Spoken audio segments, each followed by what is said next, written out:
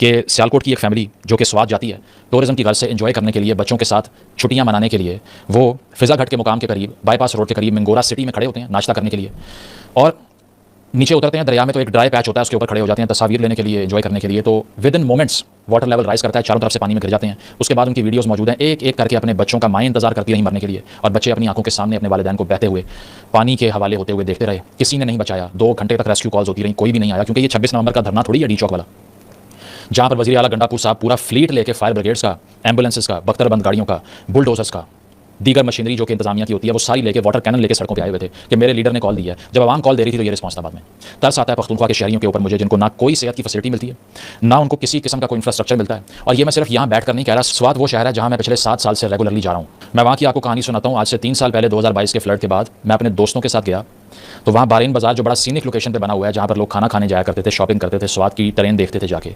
तो मैं दोस्तों को लेकर वहाँ पे गया तो बारेन बाजार था ही नहीं। एग्जैजरेट नहीं कर रहा, इट वॉज नॉट एग्जिस्टिंग। खंडरात बने हुए थे, होटल दुकानें बंद थी, एक आदमी वहाँ नज़र नहीं आ रहा था, ब्रिज टूटे हुए थे। तो मैंने कहा भाई यहाँ क्या हुआ है? तो लोगों ने बताया कि ये सारा वाइप आउट हो गया फ्लड से। इसी तरह जो बाईपास रोड का इलाका है, जब मैं वहाँ पर आया मिंगोरा सिटी के अंदर, तो वहाँ भी जो किनारे के ऊपर होटल थे सारे बर्बाद होकर खंडर बने हुए थे। तो मैंने वहाँ कुछ लोगों से पूछा कि जब हर किसी को मालूम है कि हर साल यहाँ फ्लड आना है, क्योंकि अपर स्वात में बेरहमाना रफ्तार से दरख्त कट रहे हैं, डिफॉरेस्टेशन हो रही है, जिसको कोई नहीं रोकता, माफियाज मिले हुए सारे।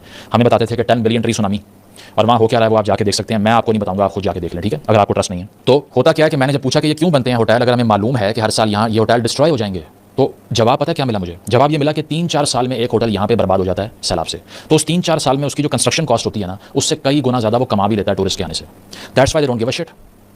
ज़िला इंतजामिया को सब मालूम है, सूबाई इंतजामिया को सब मालूम है कि ये सारी इलीगल कंस्ट्रक्शन है। ये फैमिली जिस होटल में बैठ के नाश्ता करते हुए नीचे उतरी थी, वो भी इलीगल थे सारे, क्योंकि हर किसी को मालूम है कि ग्लेशियल मेल्ट की वजह से डाउनस्ट्रीम जो पानी आता है उससे हर साल यहाँ सैलाब आना ही आना है। तो होटल बनने कैसे दिया?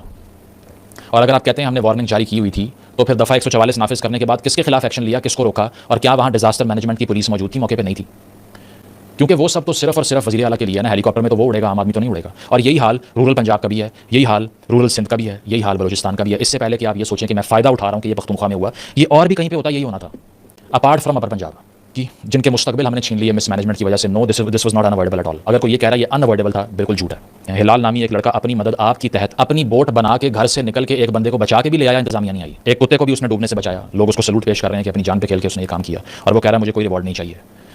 और जिनको टैक्स दे रहे हैं वो गायब हैं, वो कहते हैं कि लीडर कॉल देगा तो आके इस्लामाबाद पे दावा बोल देंगे, सारी मशीनरी बाहर ले आएंगे।